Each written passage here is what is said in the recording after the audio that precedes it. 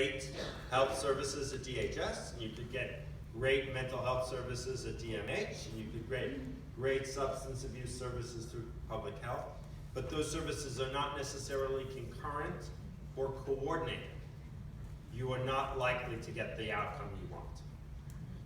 And so one of the big parts of the integration is recognizing that when there is co-occurring illness, and we should also accept there are people who have an alcohol problem.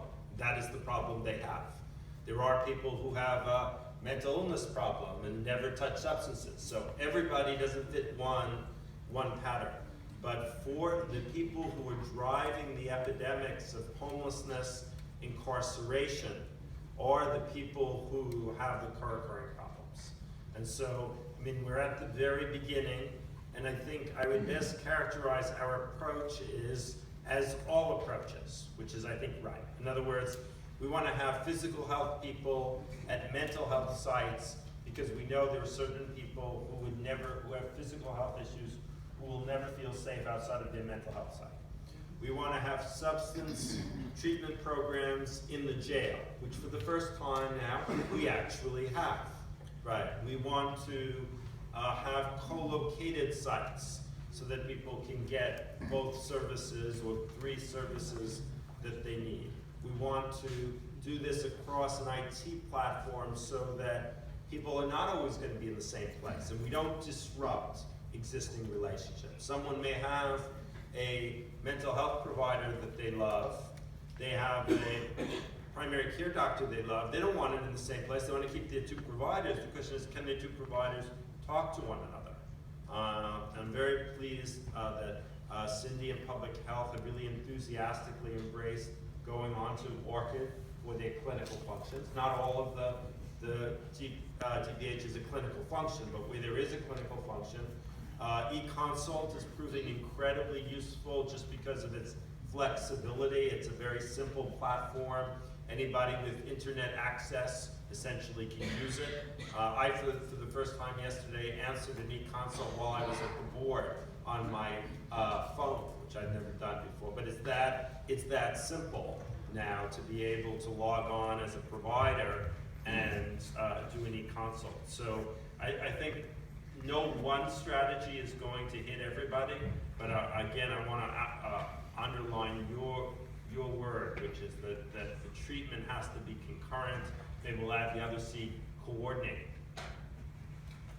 I'd like to echo what you said, Mitch. I'm a family doctor, and where I practice up in Walnut Creek, there, as in all areas in this country, the shortage of psychiatrists has put burdens on internists and family physicians.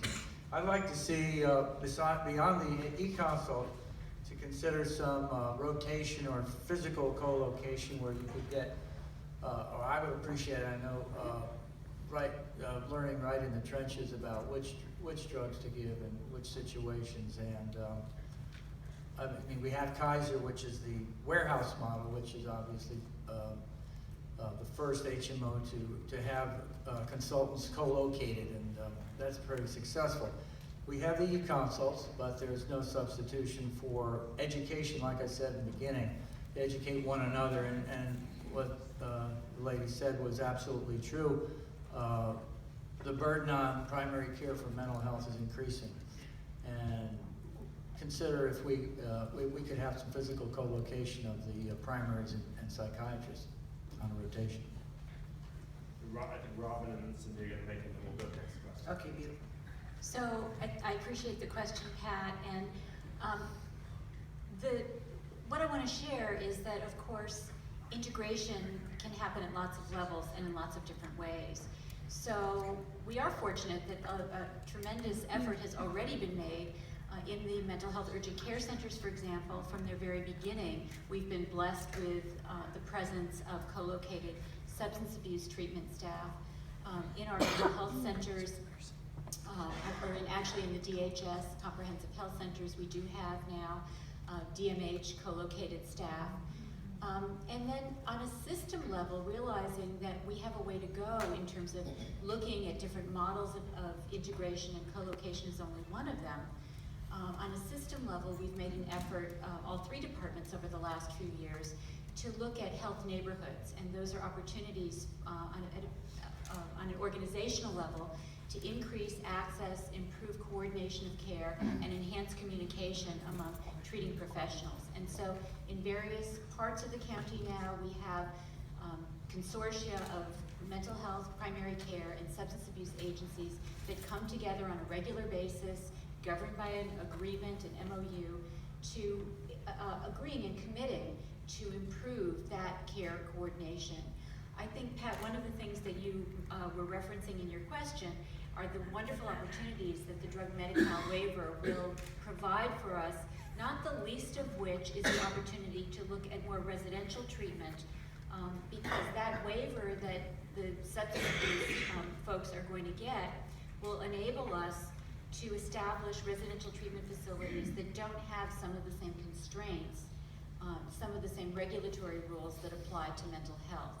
So the great news is that working together over the next several years, we have a new opportunity to establish new programs with new money that will help to address some of the needs, high-level needs of folks in a more sensitive and appropriate manner. And we're really looking forward to collaborating with Public Health and with SAPC to do just that. So it's a great time. So I'd just like to add on to that, because I totally agree with the comments that have been made. And Wes Ford, who's here, is leading our substance use disorder treatment work group as part of the 8 strategic priorities. It's really, as you delineate, it's a very, very important issue. We've got this amazing opportunity with the waiver to develop this organized delivery system in new ways. And I think the urgent care center is an example of how we're already starting to embed people in the co-location. But one of our other opportunities is to get all of our departments and all of our sites drug Medi-Cal certified. So whatever door somebody walks in, they can get treatment and get linked to the appropriate services. And we can begin doing, as my colleague said, some cross-training of staff so that everybody is able to handle this. Cross-training is huge. Wonderful, excellent. All righty. We have another question that